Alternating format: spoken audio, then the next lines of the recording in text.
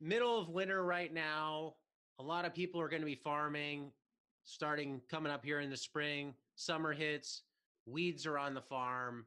How should a lot of farmers, in your opinion, be thinking about weeds now on the farm? Well, I think the primary thing is just setting yourself up for success. And for that, I just make sure I have the cleanest field possible. And now this is really about small scale, right? This isn't 5 acres or more of tractor farming. And I think that's just done very, very differently. But on a small scale like mine, which we're down to like 1.3 acres, it's just about starting clean. So we go out there, we make sure there's no perennial weeds, there's no big weeds, that we can start with a nice clean slate and work from there. Because once you let things get out of hand and you try to start going after them too late and it didn't start clean, it just gets really, really complicated after that. Really, really tough. And we've all been there. But now is the time. As soon as it thaws out, we go out there in the field. We don't plant, right? We don't start balancing the soil. We immediately just make sure it's perfectly clean so that we can start uh, with zero weeds. Yeah, one question that Andras had in here was how do you deal with thermally sensitive weeds? So, weeds that are going to want to germinate at a certain soil temperature. You're going to have weeds that are going to want to maybe be in the seed bank, germinating in the spring at cooler temperatures. And then there's other ones that are sitting dormant come summer and then they want to sprout. Is it just tackle them as they come up? Yeah. So the next thing after you start from a clean field is you just want to start early and often with cultivating, and you're pretty much cultivating when you don't see weeds. And we just say we're just going to do it once a week. We're just going to run around and do it as fast and efficiently as possible. And there's tips for doing that as efficiently as possible. But on my farm, we know, there's going to be a rush of certain weeds in May, and then April, and then May, and then June, and then July, and they're all different weeds. But if you're getting them at the thread stage when they germinate, it doesn't matter what they are. All of them are going to die. All weeds, when they germinate, are really, really weak. Some are very, very fast growing that, you just turn around and suddenly it gets really bad. We've been there when it starts raining for, a week and a half. It's only sunny when you're at market, which is nice, but the weeds are growing and you get back to the farm and it starts raining again.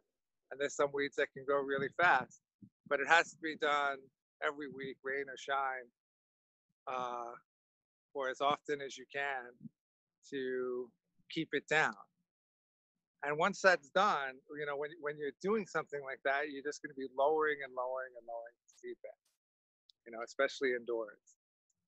When you think about a weekly task like that, is that something that you have employees or workers do on every bed that has some sort of production in it, regardless of whether they see visible weeds or not? They're going over the whole bed surface? Yep. So as long as they see crops, then they're going to cultivate. If there are no crops, then it gets flame weeded. So flame weeding is done every week in the as early, just as early as we start cultivating, I start flame weeding. So empty beds just get flame weeded because it's so much faster than cultivated. So yeah, they'll just do the beds, and there's a pattern that I teach everybody on how to attack it all so that you're hitting at least 90% of the soil surface by running down the rows with the cultivator back and forth down the lines, hitting each bed as you go, finding the pattern for it, back and forth, back and forth. And then at the end, you just do all the paths and edges. And then we go section by section. And a section at Neversink is 8 rows, 100 feet long. Actually, not 100, but we can imagine them to be 100. It's more like 90. So let's call it a section, 8 rows, 100 feet long. How long does that take a trained employee to do to give people some perspective on time involved here? Well, obviously, it depends on what's growing there. Some things are so much easier to cultivate than others, and some have more lines than other. And by lines, I mean if you have 4 rows on a bed or 6 rows on a bed. And that's kind of what the rebellion was to solve. Is if you have 6 rows on a bed, right, you're going up and down 7 times to do it. Um, but an average is going to be about 45 minutes per section. That's a well-trained person who has been doing it a while, is feeling comfortable, because you need confidence, right? To be able to. And we're not talking about running. We're just talking about walking, semi briskly down the rows. And so 45 minutes an hour, which we have 10 sections out in the field.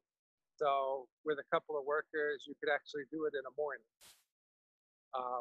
with good people. No problem at all. 10 sections. Yeah, and in this, you reference the rebellion, and you'll be talking about a lot of tools in this webinar. For people that want to find out more about the tools that Connor's talking about, you can go to neversinctools.com and learn more about those tools.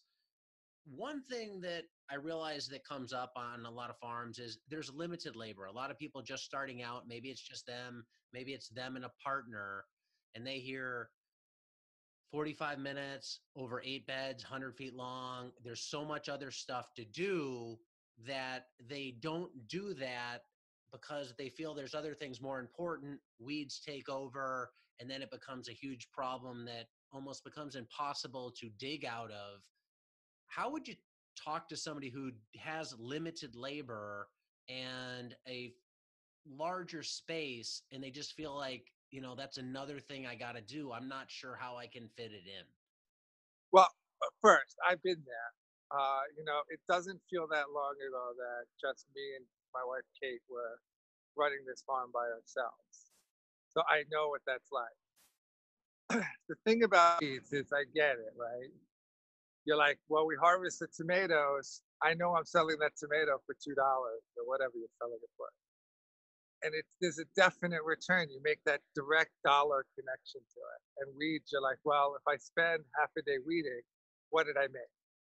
Like, well, I don't know, right? But weeds just touch everything. They're central to having a profitable farm. Really, they affect your disease in a huge way. They affect your fertility. They affect your ability to harvest. Um, anybody who's anybody who's harvested like a weedy bed of cilantro knows how long that takes, or has stood over a wash tank pulling weeds out of your arugula mix. It's incredibly painstaking process, just the worst. It takes forever. And so it just touches everything on the farm. And so while it's hard to make that calculation, it's actually worth more than the harvesting. It's just worth more than all of those things. It just makes, and it's good for you. When you look at your field and you don't see weeds, it feels good. But when you go out there and it's full of weeds, it's tough. It's what? Overwhelming. It's more than overwhelming. It's crushing. It feels bad. It feels like, how are we gonna make it? What are we gonna do? You're like, let's just think about next year. I've been there. It's just about seeing the dollar value of it, that it really is worth more than any other task I've taught.